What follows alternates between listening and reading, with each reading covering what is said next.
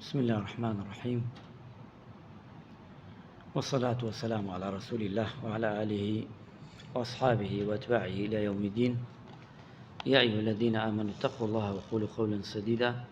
يصلح لكم أعمالكم ويغفر لكم ذنوبكم، ومن يطع الله ورسوله فقد فاز فوزا عظيما. أما بعد، ئەچینە سەر بابەتێکی تر لەو بابەتانەی پێویستە بە ڕەمەزانەوە. ئەو بابەتەش ئەوەیە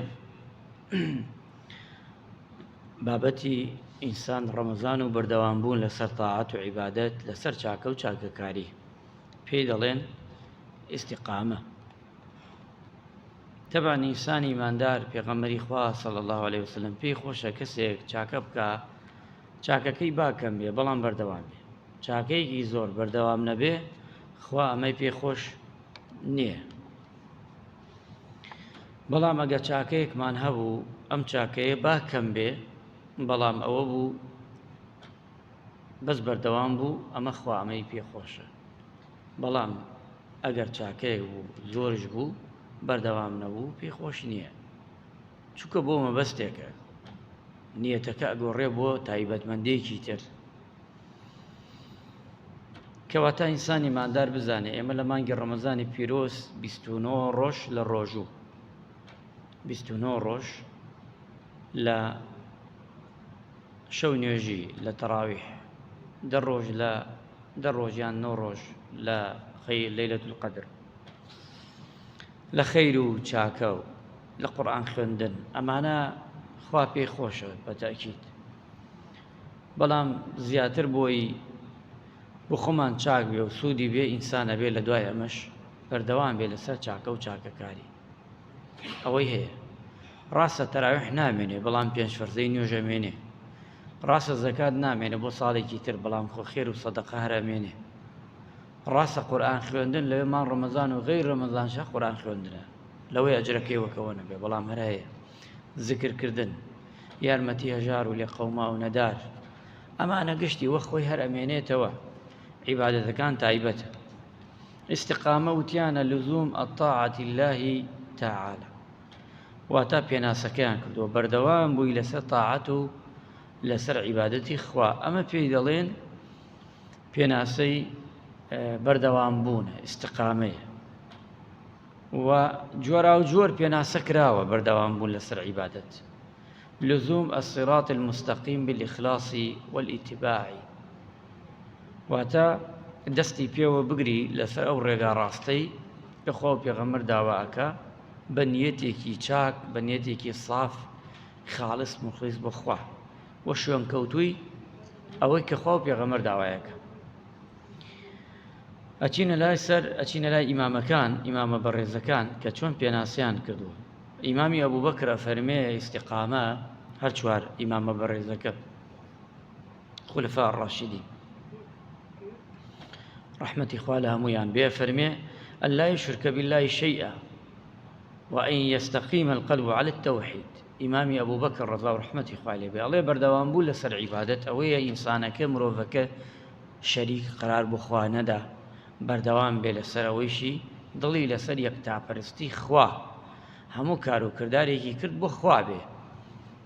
هیچ مەبەست و هیچ نیازێک و هیچ کەسێکی تێکەڵ نەکە. ئەمە پێی دەوترێ ئیستیقامە، بەردەوام بوو. ئیمامی عومەر فەرمێ ڕەضا و ڕەحمەتی خوای لێ بێ أن يستقيم على الطاعة، واتە بەردەوام بێ لەسەر تاعات، لەسەر عیبادەت. و هەروەهاش ئینسان ئەبێ وریا بێ، ئەفەرمێت دڵێکی ڕێویانەی نەبێ، وەک ڕێوی نەبێ دڵی، ئەبێ ڕاست بێ، ساغ بێ، لەسەر ئەو عیبادەتە بڕۆ. خوا پەنامان بدە. ئیمامی عوسمان ئەفەرمێت تحقيق الإخلاص في أقواله والأفعال، لكار وكردارتا أبن نيت باكي تبه. أما في دلين بردوان بول لسر عبادت. إمامي علي رضا ورحمتي خوي لبه فرمي بأنجام داني فرزكان، واتا هي أداء الفرائض بمدس معنى كوي استقامة، يعني هرشت إخوة فرزي كردو بردوان بلسري أو تو بردوان بلسر خوا برستي. ئەم چوار ئیمامە بەڕێزارێکی پێناسەیەکی جوان و شیرین کردویانە بۆ بەردەوامبوون لەسەر تاعات و عیبادەت. ئەگەر تەماشای قورئانیشکەین خوای گەورە زۆر پێمان دەفەرمێ لە ئایەتەکان فاستقیم کەما ئومرت ولا تتبع ئەهواءهم، یعنی فەرمێ خوای گەورە هەموو شتەکانت بەردەوام کە بەو شێوازەی کە ئێمە داوامن کردووی پێغەمبەری خوا صلی الله علیه وسلم بەردەوام لەسەر عیبادەت، وریابە نەکەیتە دوای هەوا و ئارەزووی خۆت. یعنی ئەمە پەیامێکە بۆ هەمومان، ئێمە ئەبێ ئەو ئیمانە هەمانە دوای ئەو ئیمانەی خۆمان بکەوین، وریای هەوا و ئارەزووی خۆمان بین نەکەوینە دوای ئیمانەکەمانش کە لەق بکە یا لە ناو بدا خوا پەنامان بدا. ئەبێ ئینسان بزانێ کەسێک کە بەردەوام بوو لەسەر عیبادەت خوای گەورە و بەندەی خۆشەوێ، ئەو بەندە خۆشەویستە لای خوا. دیاردەیەکەیە لە ناو ئێمە زۆر جار لە ڕەمەزانە هەموو مسڵمانان دێن بۆ مزگەوت و عیبادەت دەکەن، ئەمە زۆر چاکە، ئەمە دیمێکی چاکە زۆر باشە کە دێن عیبادەت دەکەن و نایە لە نوێژەکانیان بڕوا و قورئان خوێندن و ئیتر هەموو خەیرەکان خۆیان لێدن. بەڵام دیاردەکە ئەوەی ناخۆشە لە دوای ڕەمەزان سێرەکەی یەکسەر تەڕاجوعەکەنەوە گەڕێنەوە بۆ پێشی ڕەمەزان، ئەمە خراپە. ئەبێ وریابین خۆمان ماڵمان مناڵمان ئەبێ وریابین بپارێزین. ئێستا 29 ڕۆژە شەیطان کە لە بچێ، شەیطان کە لە بچێ و کۆنت و زنجیرە، نەفسمان کۆت و زنجیرە، نەفسمان کۆت و زنجیرە، شەیطان کۆت و زنجیرە، ئەوانەیشی لەسەر ڕێبازی شەیطان ئەڕۆن کۆت و زنجیر. بەڵام لە یەکەم ڕۆژ ڕەمەزان گشتی بەرەوێ شەیطان بەرەبێ، ئارەزوو نەفست داوای شتێکت لێکا و تەماشاش بکەی ئەوەی خراپەیە داوات لێەکە، ئەبێ وریابی لەگەڵەما بزانی چۆن مامەڵە ئەەکەی. شەیطان نەتخەڵەتێنێ گوناح و تاوان و سەرپێچیت بۆ بکە و دووبارە بشتە سەری. وریای نەفسی خۆت بی، وریای هەوا و ئارەزووی خۆت بی، نەکا بڵێ جەژنە ترە هەموو شتێک ئاوتەواو کورە سیر ڕۆژی مانگرد عیبادەت مانگرد ئەوە چێتە جێگەی خۆی کورە دە ئەمەش گەرەکێتی و دنیای خۆشی گەرەکە ئەچێتە جێگەی خۆی. ئیسلام لەگەڵ خۆشیایە، لەگەڵ خۆشبەختیایە، ئیسلام لەگەڵ هەر شتێک خۆشی بێ بۆ مرۆڤەکان ئیسلام لەگەڵایەتی، بەڵام لە چوارچەوەی شەرع، لە چوارچەوەی سنووری شەرع. ئەنا لە شەرع دەرچوو زیادە ڕەویە. ئێستا تو نوێژ هەر نوێژ نییە، نوێژ عیبادەتی خوایە. ئەگەر ئێمە بین بەس عیبادەت بکەین واز بێرین لە دنیا خوا پێ قبوڵ نییە، پێ قبوڵ نییە. خوا زیادە ڕەوی بکەین لە نوێژە خوا قبوڵی نییە، لە ڕۆژوشە لە هەرچی عیبادەتێکی ترە. چونکە ئەم ئیسلامە نهاتووە ئێمە بەس یەک جانبی بگرین و جانبەکەی تر بڕەڵاکەین یان جانبەکەی تر ئیهمالکەین. ئەو سێ سەحابەی کە هاتنە پێغەمبەری خوا سەڵ هاتنە ماڵی، ئەوە پەیامێکە فێرمانەکا پێغەمبەری خوا، ئەفەرمێ ڕۆژوو ئەگرم و ناگرم، شەو نوێژی یەکەم و ناکەم، حەقی مزگەوت و جومعە و جەماعەت ئەدەم، حەقی ماڵمش ئەدەم، گشتی ئەدەم. ئەمە ئیسلامە، ئیسلامی ڕاستەقینە ئەمەیە. بەڵام لە چوارچێوەی چیا بێ شەرع و سنوور نەبەزێنین. ئێستا تۆ بینی سێرکە ئافرەتانمان بە تایبەتی یعنی ناخۆشە بەڕاستی، ئافرەتی وایە هەموو شەوێ لە دوکانەکانە، هەموو شەوێ 2 3 4 5 یعنی معقول نییە هەموو شەوێ تۆ لە گشت دوکانەکانە گەڕی. ئێ جەژن خۆی چییە؟ هەکراسێ دوانە سێنیت و جەژن ئەوەیە دڵت جەژن بێ، نەک جلوبەرگ. جلوبەرگ چییە؟ من ئەگەر دڵم خۆش نەبێ، ئەگەر لە ماڵ لە دڵەوە تەبانە بم، ڕێز نەبێ، دەوروبەرەکەم خۆش نەبێ، ئێجل چییە من بیکەمە بەر؟ چونکە ئێمە فرە بایەخ نەدەینە ڕووکەش. ئێستا ئەمڕۆ گشتی ڕووکەشیە، بایەخ نییە لە ئەسڵەکە. ئەسڵەکەمان جێهێشتووە کە نیەت پاکەکەیە، کە نیەت جوانەکەیە، سێنگە فراوانەکەیە، سێنگە بێغەشەکەیە، سێنگە بێفێڵەکەیە، سێنگە برایەتیەکەیە. ئەمە خوا ئەمەی ئەوێ، خوا ئەوە نییە تۆ هەر بایەخ بدەینە سێرەکەی بایەخ. ئەوەنە بایەخ دەین ماڵی وایە بایەخ داتە ماڵ سێرەکەی ڕەمەزان ساڵ بۆ ساڵتێ 4 میوانی نایە. ئێ ماڵ شێچیتە ماڵی نازانین سێر چی بکەین. ئێ من ماڵێ چی لێ بکەم گە میوانیتیانە بێ؟ ئێ بە هەر جوان بێ چی لێ بکەم من ماڵە؟ یان سێرەکەی کەسێک جلێکی جوان و باش لە برایەتی، سێرەکەی ناخی ئەمە نەڕەشە، قەت گەشببینێ هەتا قسەی خێرەکە دە قسەی خراپەکە. ئەمە چی ئیسفادە هەیە ئەو جلوبەرگەی کە کردوێتە بەری؟ وەڵی لە جیاتی ئەو جلوبەرگە ناخی پاکاتەوە باشترە، چاکترە، جوانترە، جلدێ و ئەڕوا. بەڵام خۆ ئەمەش پێویستی جەژنە. بەڵام ئێمە بەستمان سەرێکەکەیە، ئەبێ وریابین تێکەڵبوون ناشەرعی خراپە و خراپەکاری بۆ خۆمان بۆ مناڵەکانمان نەکەین تیان بگەێنین بەڵێ خۆشیە بەڵام لە هەمان کاتچە بێ وریابین ئەبێ وریاش بین کاتی خۆشی ناخۆشیت لەبیر بێ کاتێ تو خۆشی دە خەڵکێ ناخۆشیە ئەوش مڕعات بکەین زۆر جارەوە ناکرێت لە ئێمە جاران چەنێ جوان بوو جاران چەنێ چاک بوو دراوسێکە ئەگەر خانێکی دووقاتی بکردایە ئەچوو پرسی هاوسێکەیە کرد شەرعەنش وایە نەک خانێک لە پاڵ تابێ خانەکە مردووە تۆ ڕێی 6 قاتێک لێدەی 3 قاتێ لێدەی شەو ڕۆژ سێوەر نابینیەوە بەس زمانە خۆرێ نابینی بێ ئەوەی حەسابی بۆ بکەی بێ ئەوەی هیچ بڵێ ئەڵێ ماڵ خۆمە ئەی قانون ڕێگامەدا و تەواو ئەی قەینا ئەمە قانون ئەی ئەوەت نەبیستووە کە پێغەمبەری خوا فەرمێ ئەگەر بکرایە وەرەسە کە تو کوڕەکەی خۆتە خوا ڕێگای بدایە هە دراوسەکەی بەریەکەوتی دراوسەکەت بەریەکەوت ئەمەنە ئەجری لەسەر تو هەیە کەسێ ناچێتە باش دەگە دراوسەکەی ڕازی نەبێ چەنێ گەورەیە تۆ بێ ئەمانە تۆ خۆرە ئەو جانبە نییە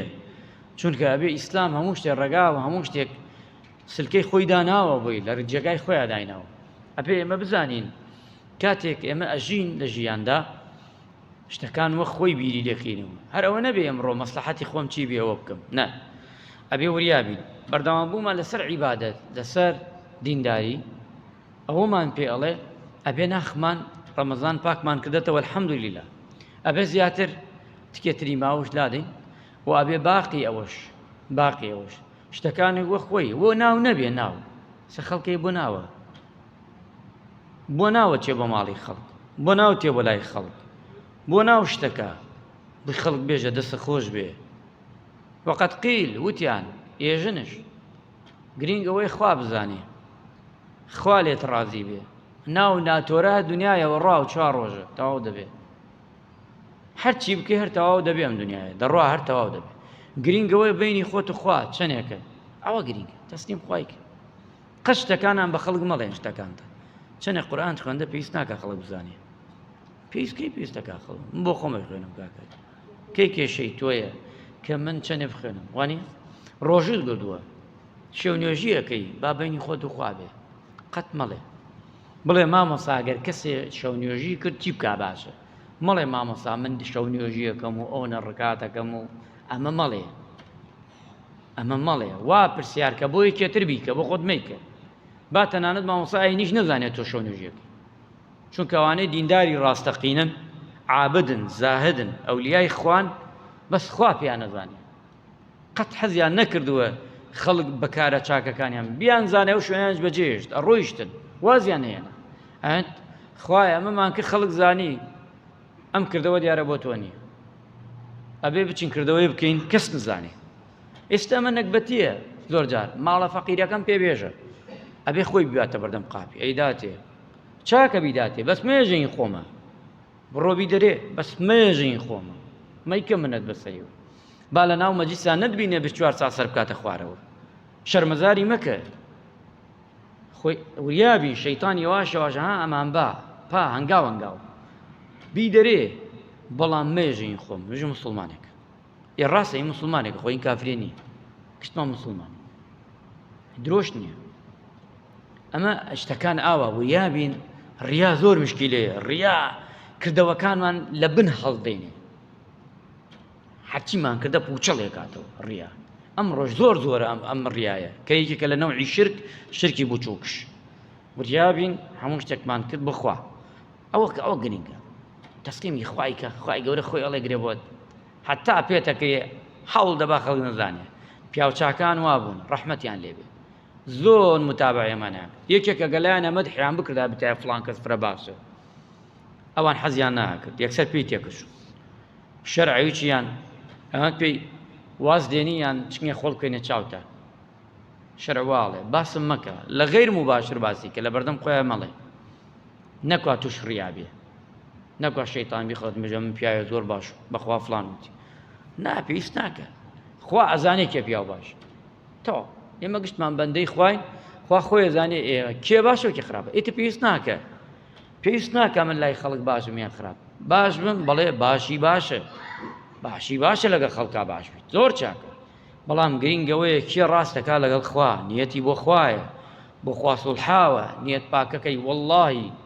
بەو خوایە